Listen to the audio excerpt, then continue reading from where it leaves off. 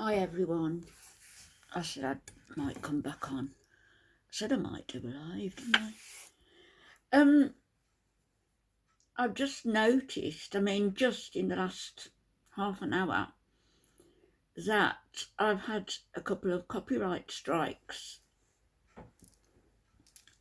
Guess who from? Well, I think we can guess who from. I need to go and check them out properly. But the thing is with copyright strikes and videos being removed, is that if the creator, that is, objects and contacts YouTube, then YouTube will contact the complainant, i.e. whoever got my videos removed, and your address will be given to them. Your name, obviously, which they've got, as far as I'm concerned anyway. A lot of creators are under a pseudonym, but they get your name and they get your address. So how many people are going to, plead against a copyright strike when they know that this information is going to be out to the person who made the strike in the first place? Not many. I won't be. But the thing with me is that I don't rely at all. I haven't even picked any YouTube money up yet. There's some in the bank, but I don't know much, not much. But I don't rely on YouTube as my only income, in fact. Unlike some who make video after crap video to get the views, and people look because they like a train wreck, basically. And so they get the views and therefore they get the money, and therefore for years they haven't gone out to work. And, I can say like Amber Lynn Reid, for example, Booty Beauty we all know about. El Shami doesn't go out to work. He likes the income from YouTube, but I guess he gets money from elsewhere. He was getting it from Voodoo. I would imagine that now the owner slides on Dee. So there was a name for men who did that, wasn't there? There was a name, or is a name, for men who rely on women for their upkeep, for their roof over their head, for food in their stomach, for clothes on their backs. There's a name for them. And it's not just gigolo, because a gigolo will be, well, a gigolo is like an escort, isn't he? He will, and not necessarily, I suppose, involved in sex. I don't know. But if he's like an escort, a lot of people, upper class people, for example, who, like moving in the circles of royalty, where they get invitations to certain functions and they haven't got a significant other to go with them. Maybe they hire an upmarket escort. I don't know. But I'm sure there are people about, men and women, who make a living on it, who can be hired, and whom, because of the way they look, the way they dress, the fact that they can hold a conversation, then they will be in demand. I'm not talking about those people. I'm talking about people who just leech off women in general, live with them, expect them to buy their clothes, their food, who take over, in fact, the household that isn't theirs. They're like, like a cuckoo in the nest. They come in and they take over. Some of these people, I can identify one or two of them, have made strikes on channels. Why? Because their names have been mentioned. Why should that bother them? If they're not doing anything wrong, why should it bother them?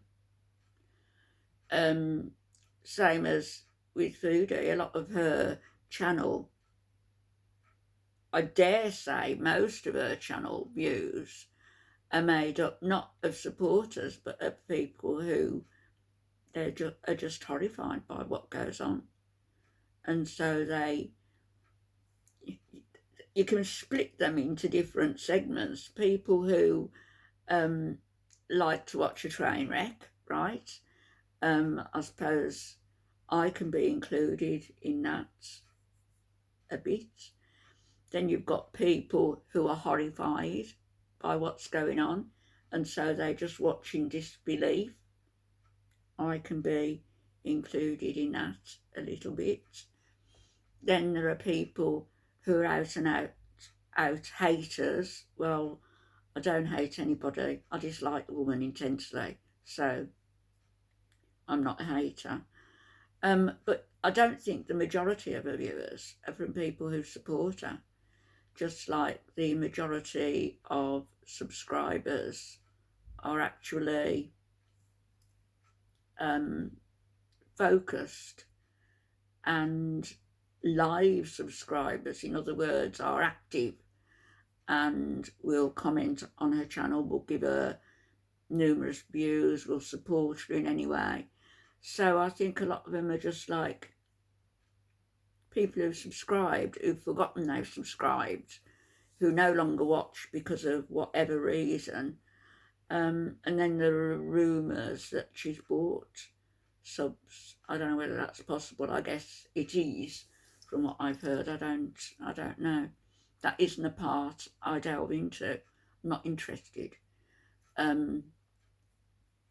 Just as I'm not really interested in this copyright business. You know, you struck me twice over videos. There's nothing wrong with them, to be honest, because I mentioned wearing a niqab. Nothing wrong with the videos whatsoever, but if I put in a counterclaim, you're going to get my name and my full address and all the rest of it. Not going to happen. And I know that, and it's not affecting me financially, you know, it's not upsetting me. I haven't got tears in my eyes over it. But I do think that people who are relying on the income somewhat, and who do put, well, that video, the one video was 12 minutes long, the other one not quite as long. But, you know, they put time and effort into making a video, and then you fools come and copyright claim. I can only hope, really, that people, you know, start looking at your channel, seeing what's wrong, maybe, in your videos, and consider doing the same. Because what works one way, you might find also works another. Or, as in Foodies, as she loves to say, karma. As I like to say, the boomerang effect. You know, you put out and you get back.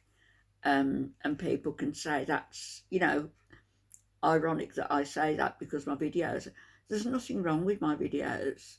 You look at the reaction channels, the bigger reaction channels, and they're far more personal, far more cutting, and to the point than mine ever are.